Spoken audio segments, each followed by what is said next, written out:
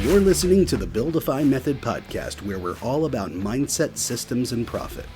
As a nationally recognized business consultant, coach, and speaker, your host Aaron Keith is passionate about supporting the entrepreneur community by sharing his knowledge gained from coaching over 10,000 entrepreneurs in nearly 20 years at companies ranging from billion-dollar enterprises and celebrities all the way to Main Street and small startups. Each Build-isode's blunt, no-bullshit conversation is led by Aaron along with his co-host Ryan Coyne, a veteran tech consultant and nationally recognized speaker. Each week, Aaron and Ryan deconstruct mental and physical aspects of the topics that challenge all successful entrepreneurs, while also providing coaching, insight, and specific advice on distinctions that affect all growth-minded entrepreneurs. So listen up. It's time to work on your business, not just in your business.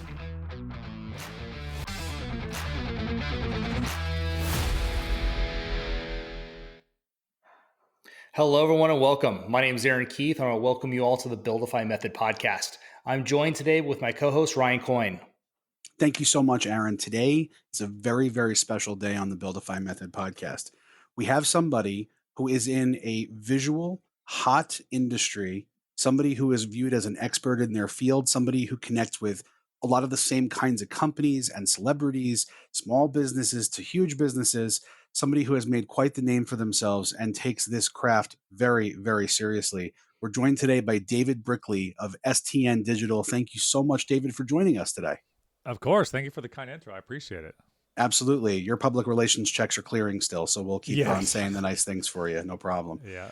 Can you tell us a little bit about STN Digital? Yeah, of course. So STN is a social-first marketing agency. We work with some of the biggest brands in the world in the sports, entertainment, CPG land. So anywhere from the Green Bay Packers, NBC Sports, Fox Sports, Hulu, FX, clients like, even Elton John and, Clean and Clear, Nike, Puma, you name it, kind of in the sphere we work in. And really it's anything, if anybody's familiar with digital marketing, anything other digital marketing umbrella. So from full social media management to paid media to analytics to on-site activations to virtual events to branding, 360 marketing, pretty much you name it, we do it in the marketing space. And it's been a fun ride. I'm going to need some orange slices and a nap after all of that. My goodness.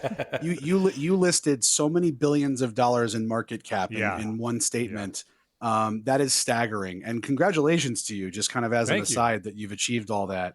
And it's in that vein that we kind of have an idea of what we want to talk to you about. Aaron and I put prep and we think to ourselves, what are the magic questions to ask this person? We could ask them anything. We could say, what do you eat for breakfast? We could ask all, but to us, you have reached the mountaintop, and maybe to you, it's only a smaller mountain and it's not yet Everest. I'm sure as an entrepreneur, you have many things that you still wish to achieve. Okay.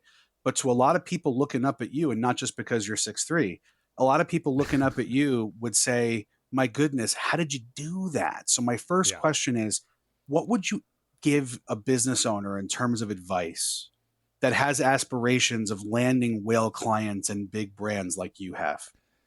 Yeah. To give a little bit more context, I'll back up a little bit. And, I grew up, playing sports, loving sports. I went to San Diego State College for broadcast journalism. I wanted to be, on the radio, Scott Van Pelt, Sports Center anchor, things like that. So I actually moved to LA and worked at Fox Sports Radio for 3.5 years as a producer. And in my opinion, I wasn't getting the David Brickley radio show quick enough from my program director.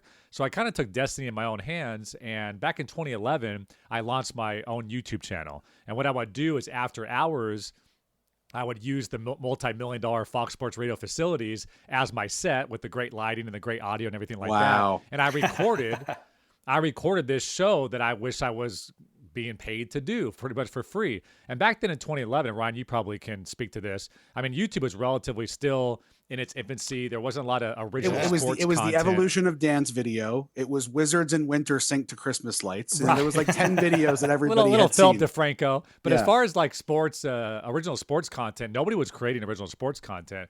So we actually got on the front page of YouTube.com quite a bit. We had a partner rep there. We were getting a little bit of a following. And I think this kind of goes into my answer for your question. I was a diehard Laker fan my entire life, idolized Kobe Bryant, and I had an idea. I'm like, I'm going to approach Kobe Bryant and his team team. I want to do a Kobe Minute, a video that can be talking about his on the court and off the court success. I would post it on my YouTube channel as long as he would post it on his social media and website.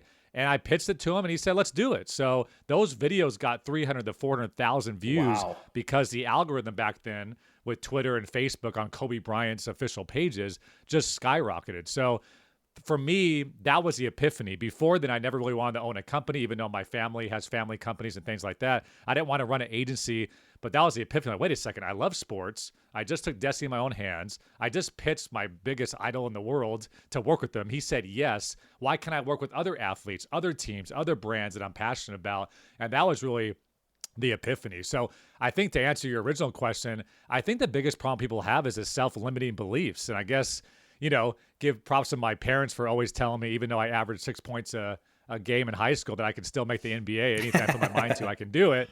But I really feel like I just don't have any guard on my brain to say, why not? Why can't I work with my childhood idol? Why can't I work with any brand? And I got pretty lucky early on to have a few people say yes. So then that just kind of opened up the, that's like your first girlfriend or boyfriend being like a perfect 10. You know what I'm saying? Yeah, it's like sets it up. No, seriously. Yeah. That's the Kobe Bryant story. So I'm sure, not to take the conversation down, but I'm sure you had a really tough day and tough period last year. Yeah. What was interesting is obviously I knew how much he was important to not only me, but my business. Although he wasn't a investor in STN, he definitely was the first person to like nudge me like in a he was a building block. Yeah, absolutely. Yeah. So, he was our first client. It kind of gave me that epiphany. Like, wait a second, let me turn this thing into a company. And that changed a lot of people's lives. So yeah, that was obviously a tough day, but what was so cool about it is how many people around the world that he touched just through that Mamba mentality and his work ethic and his motivation. It was so cool to see so many people come out and say, yeah, that dude like inspired me to be better at being a cook or be better at doing IT, just because like he was such a curious person and someone that just beat his craft to death, that anybody can appreciate that type of work ethic. So that was pretty awesome. Yeah. So through that lens, so Kobe was definitely, it was a big stepping stone for you, and it was a great start.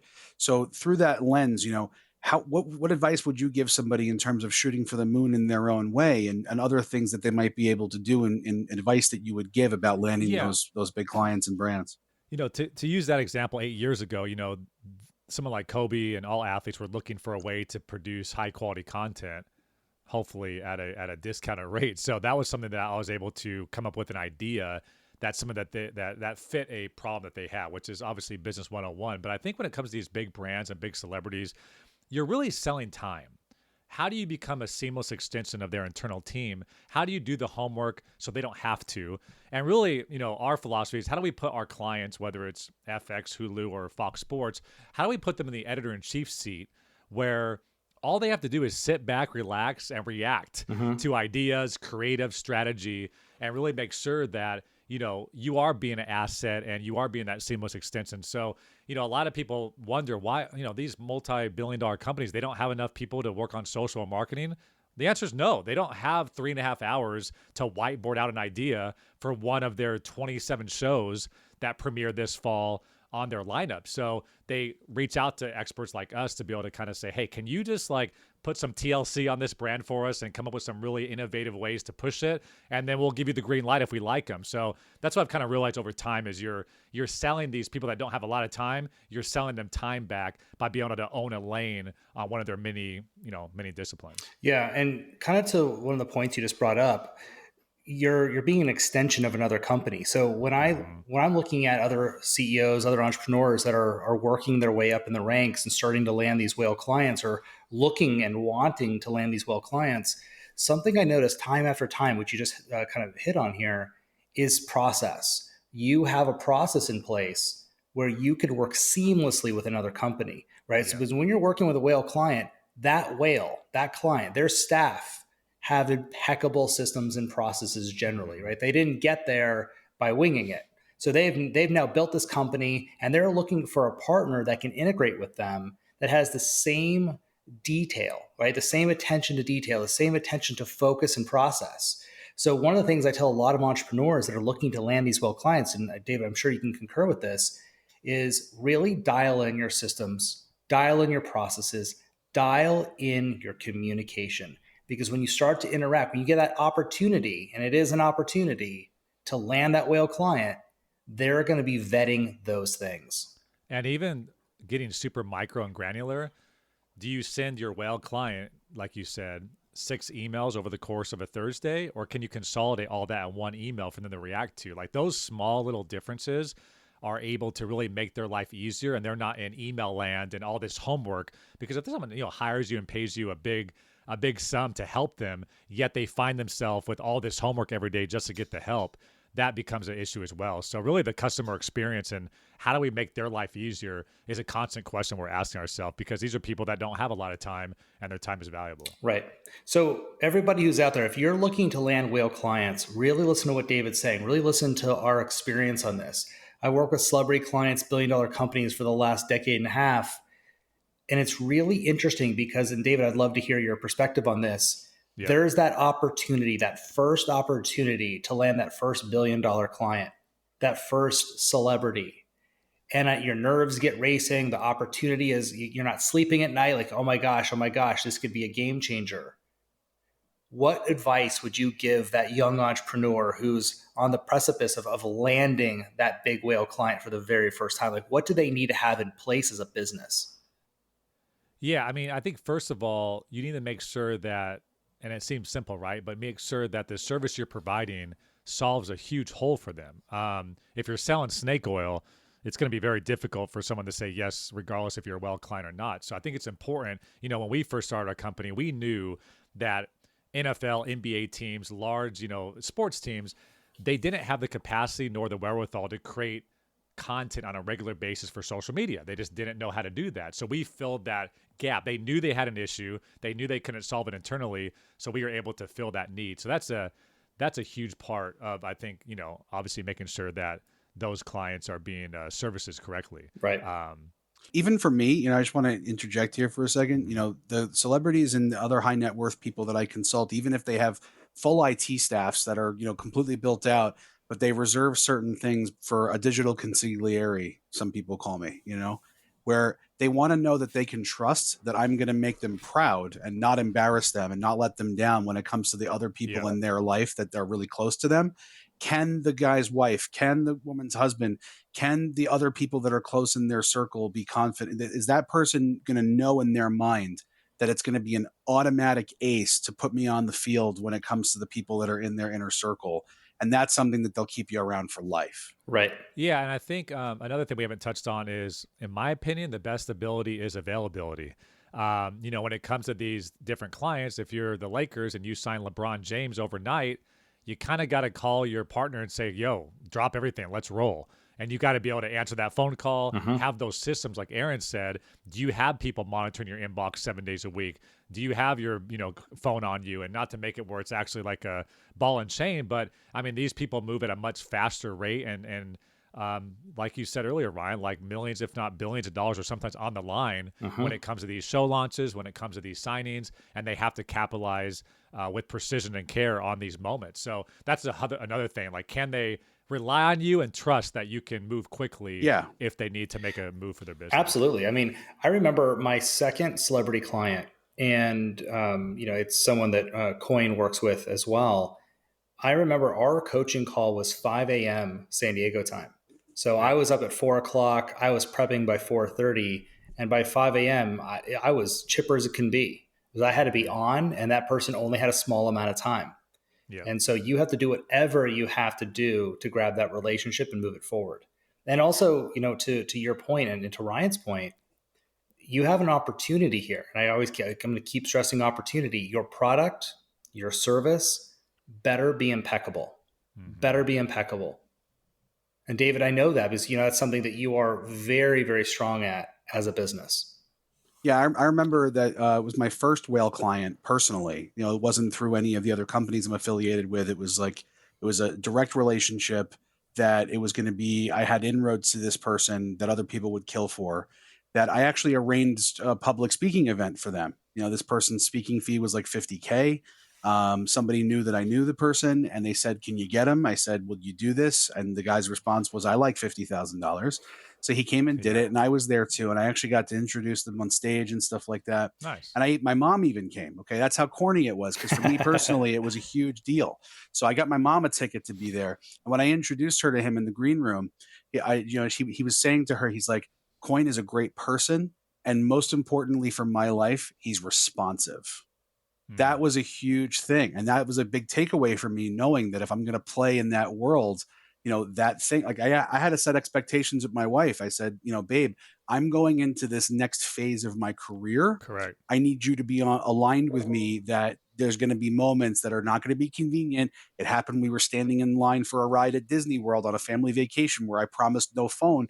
That's the red phone that Commissioner Gordon picks up, when Batman's calling, that kind of thing. So, and to your point, yeah, it's like, and if you're not okay with that and you're about work-life balance and that's not how you want to build your company, well, somebody else will raise their hand and likely say, "I'm totally happy to have that 5 a.m. call for my East Coast client." So that's the thing. I think the competition gets a little more quality towards the top, and everybody wants to work with a Netflix. Everybody wants to work with a Los Angeles Lakers or what have you. So, they're able to kind of sit back and take a lot of different companies that are more than willing to do whatever they say, and maybe not even have proper boundaries that you probably should have as a company. Yeah. Oh yeah. Boundaries is a lowercase b when it comes to this exactly world, right. For sure. Right. So with that, can you guys talk about having your credibility dialed in and how to present yourselves properly? Aaron, why don't you start us off with that one?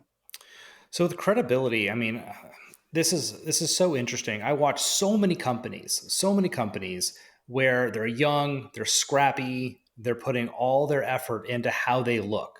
And not to say that your brand and how your brand is presented doesn't matter, but when they're putting so much energy on how they look, they're not spending that time building out their processes, building out their product, building out their service, to David's earlier point, so that your product, your service is meeting a need and you are really, really cracking it home. Like, you have to completely crush it.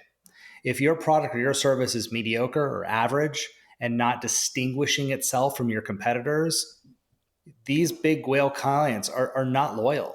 I mean, I'd love to hear, other people's points on this, but from my experience, a lot of these big clients, as fast as they can come in is as fast as they can go out. They have no problem breaking contracts or adjusting things because they're massive. They have the attorneys, they have the weight, they know they can do it. So if you're not keeping their attention by producing amazing work, trust me, that relationship gets in danger very quick. So my moral of my story here is, though your credibility is important, though how you look and how you feel with your processes, your procedures, all your branding is important, it's not more important than your product or service. Yeah, and I think I will say for us personally, once we landed Kobe, that gave us the credibility. Like, hey, we work with Kobe Bryant. Oh, well, if Kobe trusts you, then you're probably okay. You're not just some random person. Right. Then we started landing our first couple NFL clients. And once we landed one NFL client, every NFL team gave us the credibility. Like, well, if the New England Patriots use you, then obviously you guys are legitimate. Mm-hmm. So we've done that in every vertical that we've entered, right? From streaming to TV to celebrities, things like that. Like, because, it's interesting to me, and I still get this, like, yeah, but have you worked with the airline before? Like, well, no, not technically. We haven't worked with the airline before, but, we've done marketing for multi-billion-dollar projects like over the last 8 years. But people still want to see, are you good enough in this unique discipline? Because everybody thinks they're so different. In my opinion, I think marketing, who's your customer, what's your objective, what are you trying to provide? It kind of, for me, I think it can really work for any type of vertical. But they are also looking for, yeah, Aaron, I'm interested in you coaching me. What other celebrity clients do you have? What other businesses that are similar to mine do you have? And that's a question I think you need to be able to answer. Yeah, they don't want to be your first, just like high school. You know what I'm saying? It's a lot of pressure. So I want to get into, like, this is a big thing. Okay, I want to really introduce this properly. Every entrepreneur knows the phrase "fake it till you make it." Fake it till you make it, right? They'll go to mentors, they go to advisors, they go to peers, they may go to conferences, networking groups, whatever. And people kind of just like say that. People just say, "Oh, you got to fake it till you make it," right? So that's something you can maybe do a little bit sometimes. Like even, like Michael Jordan is a great example of that, which by the way, you spoke about the NFL. I bet you're glad it wasn't the Raiders and you had the Patriots as the example, just by the way. Yeah. But talking about like Jordan, nobody anointed this person as the leader of the team. Nobody anointed this, you just kind of like act like it. And then all of a sudden you are the leader, the people who take charge. And right. So when you're talking about the highest levels though, faking it till you make it is something that all of a sudden can leave you exposed. So my question here for both of you, and I'll start with you, David, is when does faking it till you make it start to leave you exposed when you're playing with the big boys, right? At what point do you have to stop faking it in order to make it with big brands and companies? Yeah, it's a good question because I think you try your best, and for us, for social media, the industry moves like every 3 to 6 months, like pretty drastically. So it's not so much fake it till you make it, but like evolve and adjust on a dime. And oh my, TikTok is a thing now. Let's make sure we become experts in this field and become that that partner for our clients. But I would say for us, the fake it till you make it, where it gets dicey, is when you start managing large budgets. So from a paid media standpoint, a media planning standpoint, when you're overseeing a TV launch or a pay-per-view event and they want to put $3 million on social and at a home, you don't want to fake it till you make it there. Like that, you're messing with a ton of money there and people's $1 million budgets. You can't just learn as you go. Like, oh, let's figure out how to do Facebook ads. Like, no, if you can't do it internally, you better hire a consultant. I never knew how to buy, ads in Times Square, but you better believe we brought on a consultant that did that for 25 years so we can offer that to our clients. So those are the things with expertise, right? Yeah, right. Exactly. So I think we get it. When you're building a company, you're not gonna be able to fulfill every need, but make sure you spend money on proper consultants that can kind of get you over that edge, train you a little bit so you can speak the game. Because if not, you can make a huge mistake that can cost you your credibility as well. Absolutely. And I completely agree with what David said. I'm going to kind of add something to that in a slightly different perspective. The way I usually position this conversation is, you can fake your track record or your experience. If you're young or you're newer at something, and yeah, you're going to fudge or kind of bolster your experience or your track record. But to your point, David, when it comes down to delivery, you better be on point. And, Coin, I know you're this way. David, I know you're this way because we're friends and colleagues. All of us have spent sleepless nights, early mornings, tireless weeks preparing for execution. Mm-hmm. And I think that's a lot that people miss is they get excited and they're faking it a little bit, but they don't realize that where they have to invest time, energy, and effort is preparation. Double check, triple check. So when you go into something, you nail it. So your results are what matter. So if you're newer at something, you don't have much of a track record, no problem. You start producing results, people will forget about your past. They want the results. Yeah, and one anecdote I will say that where you can kind of fake to make it that we did early on is we didn't necessarily work with any NBA or NFL teams, but we did a ton of spec work. And what we did in our decks is we would show like, here's a campaign that we did in honor of the Patriots Super Bowl. And it's really interesting. 99% of people will just assume you worked with the Patriots on that work. Now, obviously that's creative, that's strategy, that's kind of narrative development. You can't fake if you're a construction home builder, hey, this is a stadium that we built. Like if you're going to move to that level and say, I'm going to move from residential homes to stadiums, you can't fake it. Oh yeah, we've done that before. So it's a little bit different based on industry, but there are certain industries like ours where, hey, I really want to work in athleisure. Nobody's hired us in athleisure yet. So let me do a bunch of spec work and a bunch of strategy and narrative development and commercial development so I can show that case study alongside other work I've done. And really the assumption is everything you're showing me, you've actually done for that specific client, which is kind of interesting. I've taken on stuff that has nothing to do with what I actually want to do long-term as far as the size of the project or maybe some of the esoterics, just to be able to say I did one of these. Yes. And maybe for Aaron's point, he may offer his service free of charge for his first celebrity client. Like, I'm not going to charge you anything just to get that logo on the website. So that his credibility in that vertical is now completely. Absolutely. Absolutely. So on that same track, what are the things that you have to change within your company and your team as the size of your client changes? Can you talk about that for us?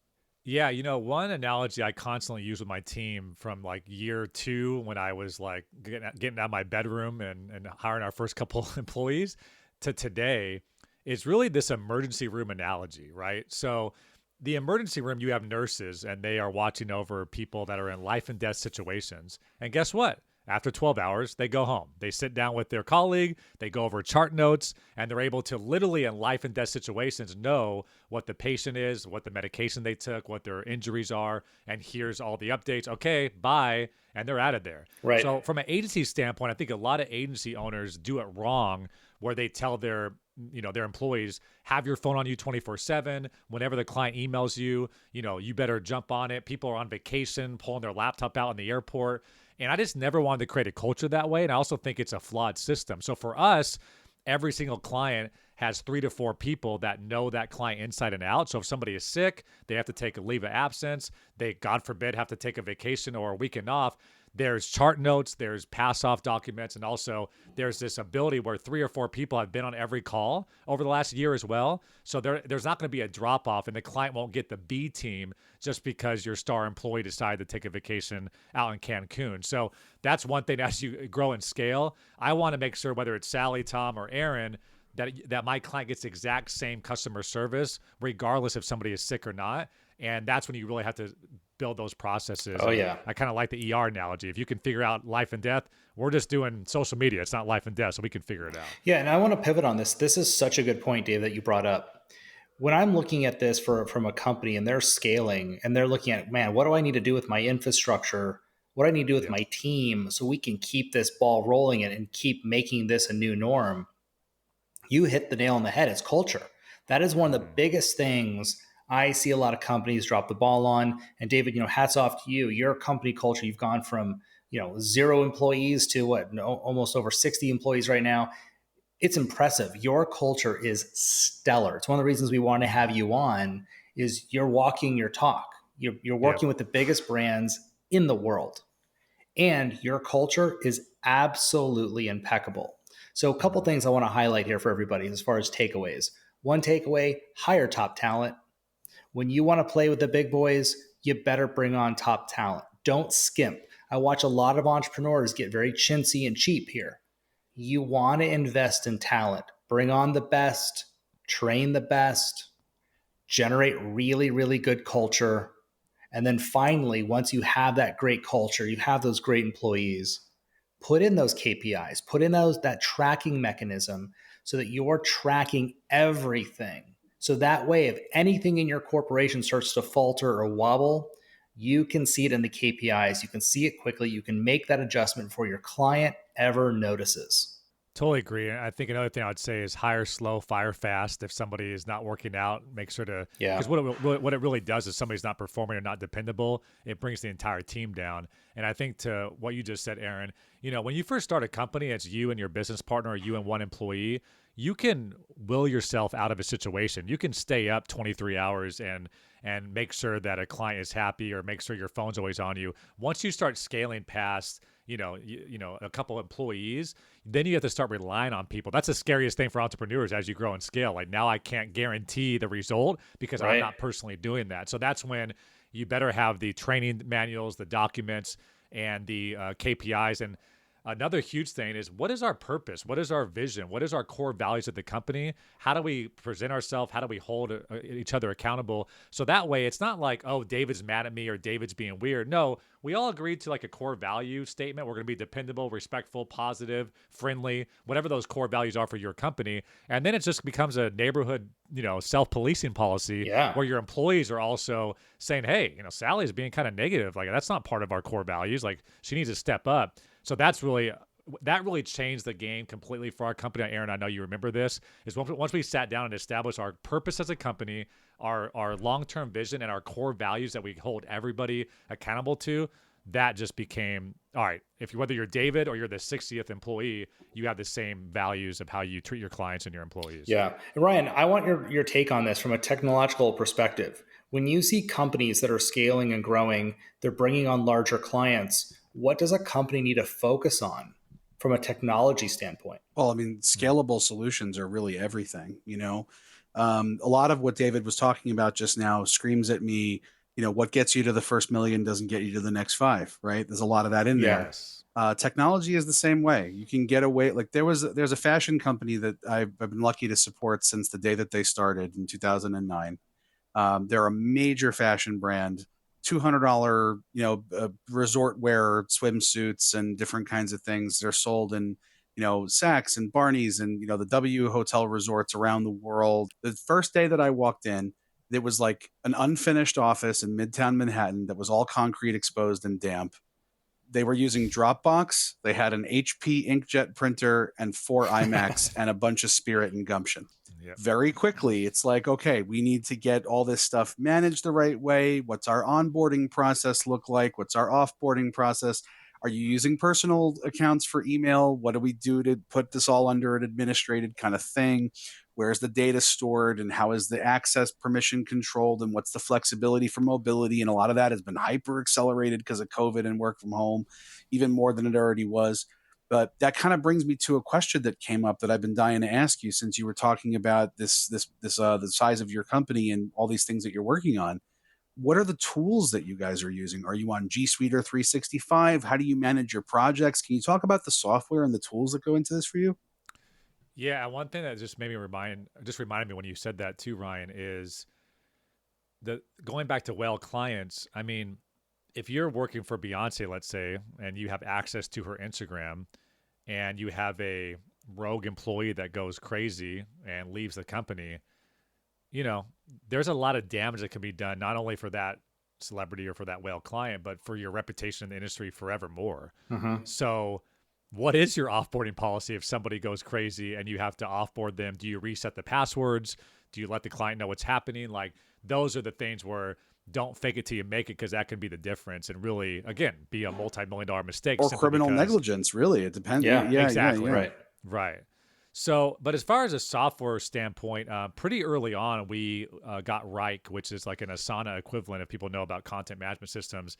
That changed the game for us because every time any piece of creative, anything from the client was needed, we made a work order inside Rike. We added the people that needed to be on it. We commented on that specific project. When that project was done, we closed it and kind of like filed it away for forevermore. So we use a lot. We use Rike. We use Slack. We are completely on the G Suite from like an email, sheets, slides perspective. We use a HR platform called 15.5 for virtual feedback from our employees. We just onboarded that recently. Yeah, the HR piece is really a big one. I like JustWorks a lot. It's these tools that make it HR centralized, making the information available easily to employees, and kind of they're the ones that spend the time going out of their way, not only collecting almost like internal CSAT scores from your staff, but also making sure that they're being kept informed and all these things are available for their well-being and different kinds of things too. Yeah. And two big things I'll share from a scalability standpoint is we use T-Sheets. I know there's other Harvest and things like that out there. We track every single minute that we work on a client so we can assess the profit margin on said client and adjust our pricing accordingly. That data is so impeccable, A, and then B, it's so imperative to make sure, A, people aren't overworked, B, they're not, working on too much client work, and that kind of utilization rate is constantly looked at. So that's huge. And then Front is a team inbox we use, and this is another thing as you grow and scale with big clients. Every email or every client has their own email. So let's call it, we'll call it patriots@stn.digital. It's like their actual email. That goes into an entire team inbox. We have somebody monitoring that 7 days a week, 7 a.m. to 7 p.m.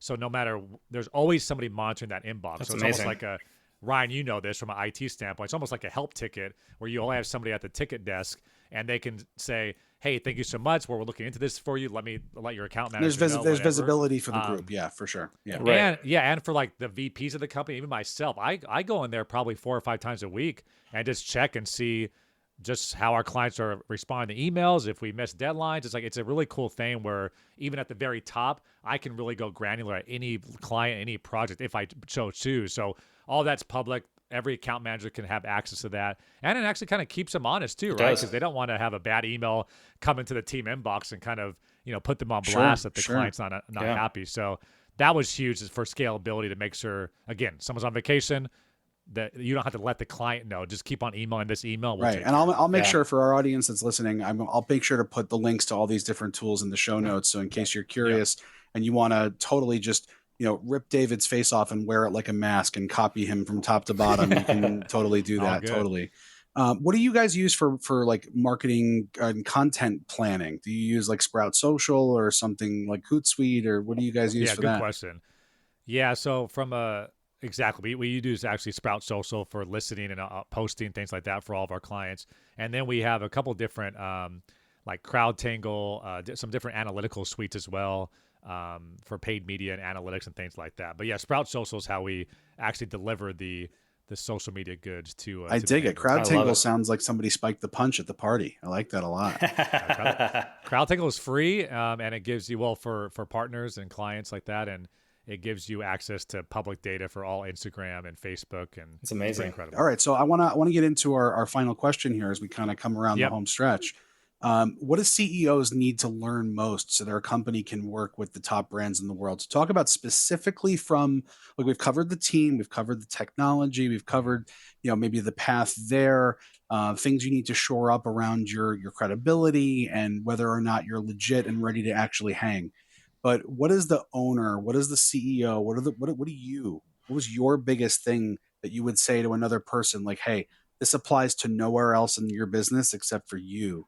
What do they need to know that they can work with the top brands in the world? It sounds like a cop-out answer, but some of this stuff is simplistic in nature. It's all about relationships. And early on in my company, like, they knew they can call David and he would be an expert and he would be able to help them. And all of a sudden, David and STN came synonymous with, these guys help me out of jams. These guys are able to make me look good in front of my boss. Like, it literally comes down to that, right? Mm-hmm. So I think understanding that you're trying to fill that need, obviously, availability is the best ability type thing.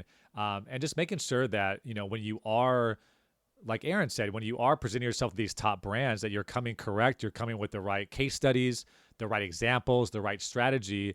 So they know, like, wow, I mean, now I think about it, if we had this team on our team, we would actually be better off and we would be able to hit our goals a lot faster. So, I know that sounds kind of simplistic in nature, but I think it's so important. Listen, you cover sports teams. Yeah. How often are they focused on the fundamentals and fundamentals? They practice the same thing over and over again. You're the opposite of Allen Iverson. Okay, you show up at practice. And I think one thing we haven't mentioned is, I don't know who taught me this, but the 3 up, 3 down philosophy. When you have a point of contact at one of these whale clients, we've been calling them. In my industry anyway, these people move like every 2 to 3 years. Right. Like, someone from Amazon goes to Twitter, someone from Twitter goes to Fox, someone from Fox goes to CBS. And you don't want to lose that business or lose all that rapport that you've built over 3 years simply because one person leaves.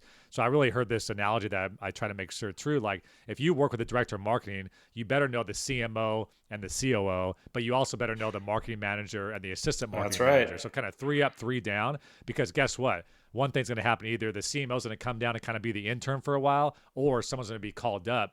And as long as you have a relationship with all of them, oh yeah, I know STN, I know David, you're great. Yeah, let's keep it rolling. Let me go ahead and sign this contract, make sure you guys are all set, and then we'll get a new point of contact for you in a couple months, rather than, hey, so we're STN, we've done a lot of great work here, and like beg for that phone call to kind of prove yourself all over again. And I'm sure the same person is now a champion for you where they go next. That happened to me recently. That's huge. One of our clients at one of the agencies I'm involved with, they closed their private consulting firm and went to work in the C-suite at a major fashion brand and got us in right away.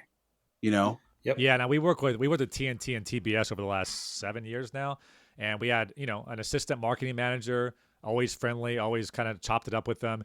He goes to Amazon and brings us one of our largest deals. That's right. So that's that relationship. Like, you think I only need to impress the CMO or the CEO, you better impress everybody that you interact with, because it's going to pay dividends down the road. Yeah, and that's something to talk about here too. I want to expand on this is relationships. Like, the question here: what can CEOs really learn and develop themselves in if they want to get these bigger brands? They want to keep growing their business. It's relationships. David, you touched on that's where you started. I don't think everyone understands how important that is. Building relationships has become a lost art.